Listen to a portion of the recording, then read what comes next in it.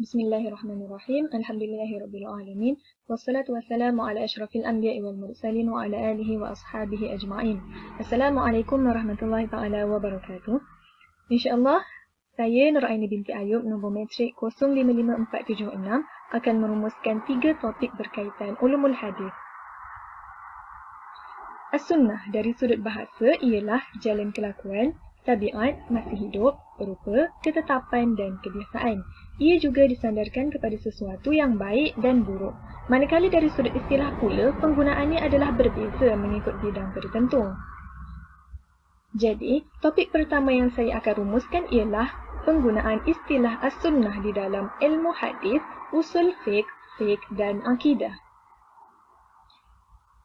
Di dalam ilmu hadis, penggunaan as-sunnah merujuk kepada segala yang bersumber daripada Nabi Muhammad SAW, sama ada dari segi perkataan, perbuatan, persetujuan, tabiat, budi pekerti atau sifat kejadian baginda ataupun yang berkaitan sejarah baginda, sama ada sebelum dibangkitkan sebagai rasul atau selepas itu.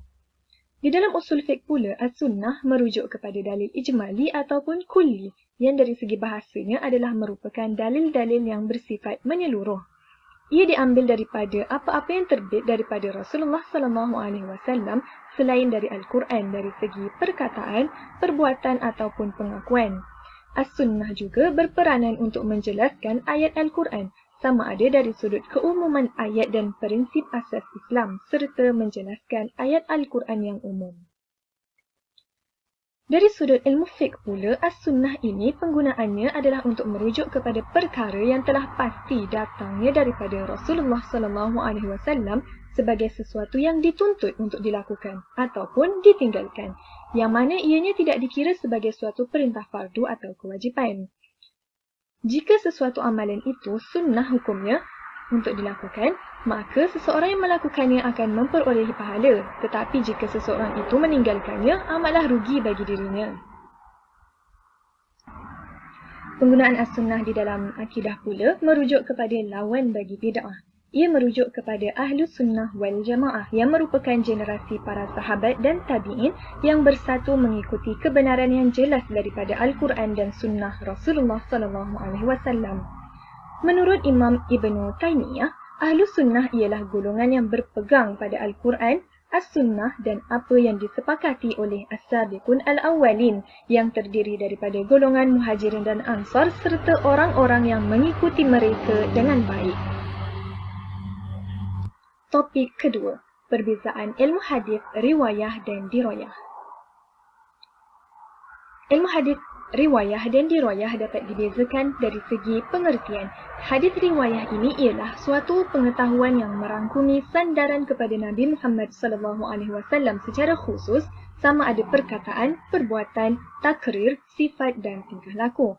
Manakala ilmu hadis dirayah ialah suatu ilmu untuk mengetahui keadaan sanad dan matan hadis itu, sama ada diterima atau ditolak dengan mengetahui hakikat periwayatan, syarat-syarat, jenis-jenis, hukum dan hal ehwal rawi dan syarat mereka serta bentuk periwayatan dan yang berkait dengannya.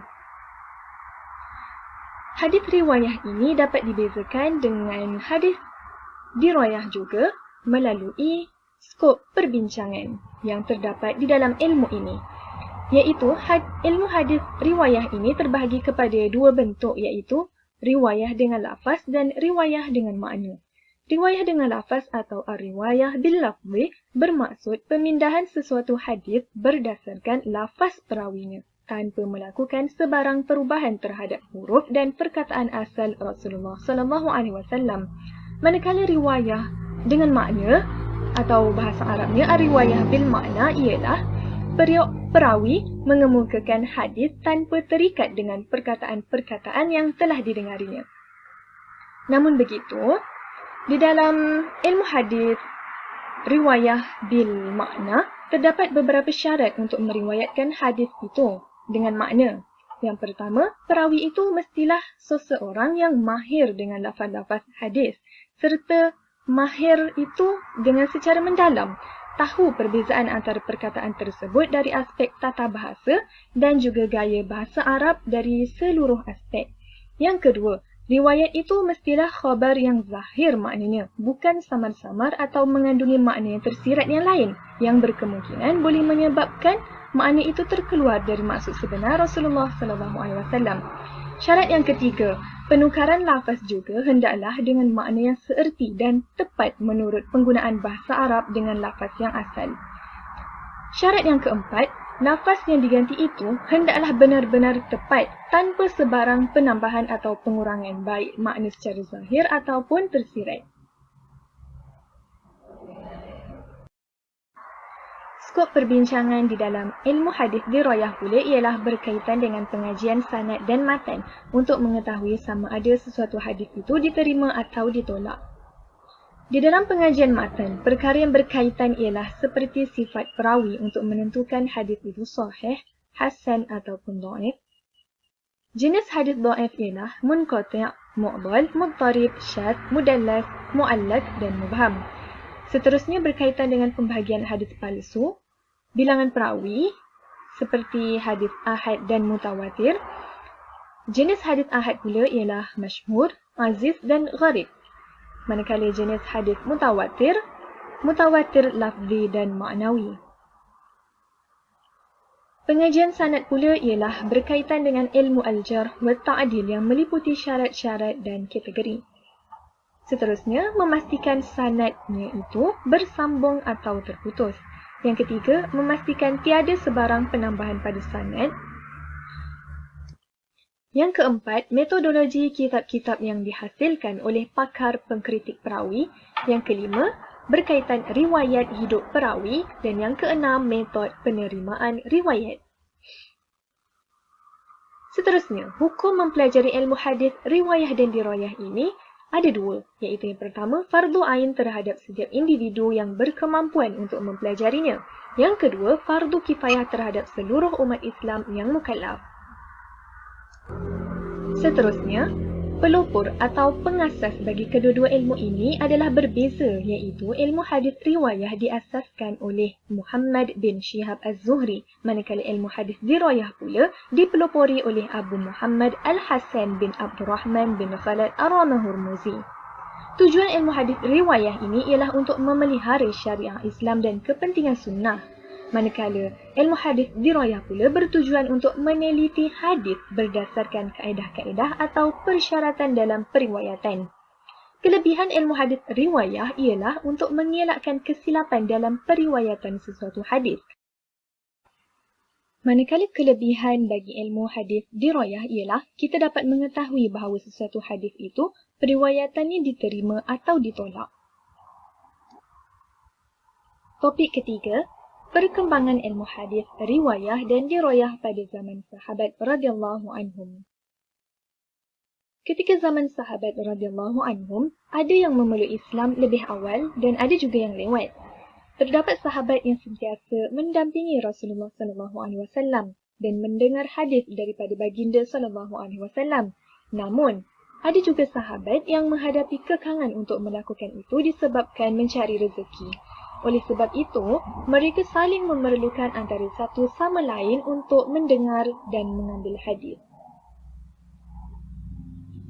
Namun begitu, selepas baginda SAW wafat, kebanyakan para sahabat tidak melakukan penulisan dan pembukuan hadis secara formal, tetapi ada juga dalam kalangan sahabat yang pandai menulis. Jadi, bermulalah kegiatan penulisan, pengajaran dan pembelajaran hadis. Maka berlakulah pemindahan dan periwayatan, justru terhasil ilmu hadis riwayah pada zaman itu. Para sahabat sangat berhati-hati dalam meriwayatkan hadis kerana masih menumpukan perhatian terhadap tahap awal penulisan Al-Quran, terutama ketika zaman Sayyidina Abu Bakar As-Siddiq. Sesebuah hadis yang diriwayatkan itu tidak akan diterima, melainkan didatangkan dengan seorang saksi. Ketika zaman Sayyidina Uthman radhiyallahu anhu, pembatasan periwayatan hadis dilakukan dengan syarat sesebuah hadis yang didatangkan mestilah didatangkan dengan saksi dan bersumpah bahawa hadis tersebut benar-benar daripada Rasulullah SAW. Para sahabat radhiyallahu anhum sangat mementingkan penelitian sanad dan juga matan di samping aspek riwayah penghafazan hadis, pengumpulan dan perbincangan mengenainya. Periwayatan memerlukan kaedah bagi mengenal pasti perawi dan hadis yang diriwayatkan. Justru itu, kita dapat lihat di sini bahawa kaedah dalam ilmu dirayah turut berkembang ketika itu.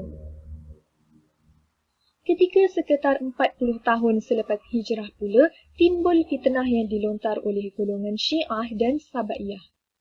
Perselisihan pendapat antara mereka menyebabkan ahli sunnah wal jamaah mendorong mereka untuk mencari hujah berdasarkan syarak bagi menyokong pendapat mereka, tetapi dilihat gagal.